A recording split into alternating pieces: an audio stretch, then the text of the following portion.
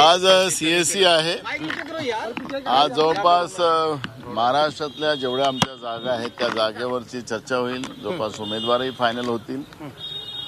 ज्या काही जागेवर चर्चा चाललेली आहे ज्याच्यात विशेष करून सांगली, भिवंडी आणि मुंबईतील 2 जागेवर त्या जागेच्या बद्दलचं पुन्हा त्या ठिकाणी चर्चा आम्ही केलेली आहे।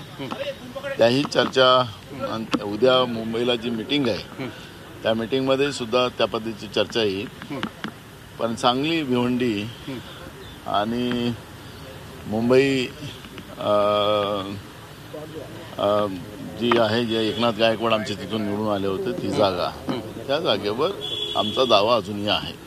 चंद्रपूर बद्दल काय नेमकी चर्चा आहे? कारण शिवानी वडेट्टीवार इच्छुक आहेत असं समजतंय आणि प्रतिभाताई स्वतःही होत्या। काँग्रेसजवळ खूप उमेदवार आहेत, त्याच्यामुळे आता सीएससी मध्ये हायकमांड जे निर्णय घेतील ते सगळ्यांना मान्य राहतील। आज सीएससी नंतर अमृत नोनी आर्थो प्लस, ये एक प्रूवन फॉर्मूला है। इसमें मौजूद नोनी फल के गुण और आयुर्वेदिक जड़ी बूटियां शरीर को जरूरी पोषक तत्व देने के साथ साथ हड्डियों और जोड़ों के घिसने, उनमें होने वाले सूजन और दर्द को रोकने में मदद करता है। दर्द मुक्त जीवन के लिए अमृत नोनी ऑर्थो प्लस। किती उमेदवारांची यादी जाहीर केली जाऊ शकते महाराष्ट्रात? जवळपास सगळ्याच उमेदवाराची जाहीर होईल। अजून जागा वाटप जे रखले त्या जागा त्या आहेच की आता त्याच्यावरची चर्चा आहे। सीएससी मध्ये पण आम्ही आज चर्चा करणार आहोत आणि उद्या आमची जी चर्चा होईल, कारण की आम्ही काही म्हणत नाही आहे की आमच्या 3 जागा ज्या आहेत विशेष करून सांगली, भिवंडी आणि मुंबईतली या जागेवरचा विशेष आहे आणि त्या जागा काँग्रेस लढेल।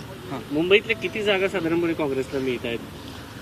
आम्हाला 3 पाहिजे होत्या, पण आम्ही 2 जागेतच आम्ही समाधानी आहे। आम्हाला कुठल्याही गोष्टीला, कारण की आम्हाला अलायन्स सोबत घेऊन जायचं आणि मेरिटच्या आधारावर निर्णय व्हावेत ही भूमिका आमची आहे आणि त्याप्रमाणे आम्ही पुढे जातोय।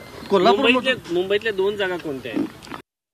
ते नाना पटोले बोलत होते आणि काँग्रेसच्या उमेदवारांबाबत बैठकीमध्ये चर्चा झाली आहे। 3 महत्त्वाच्या महाराष्ट्रातल्या जागा आहेत, यामध्ये सांगली, भिवंडी आणि मुंबईमधल्या 2 जागा। यावर आता उमेदवारांच्या नावावर शिक्कामोर्तब होणार आहे। महत्त्वाची बैठक, तसंच उद्या मुंबईमध्ये सुद्धा बैठक असल्याचं पटोले यांनी सांगितलंय।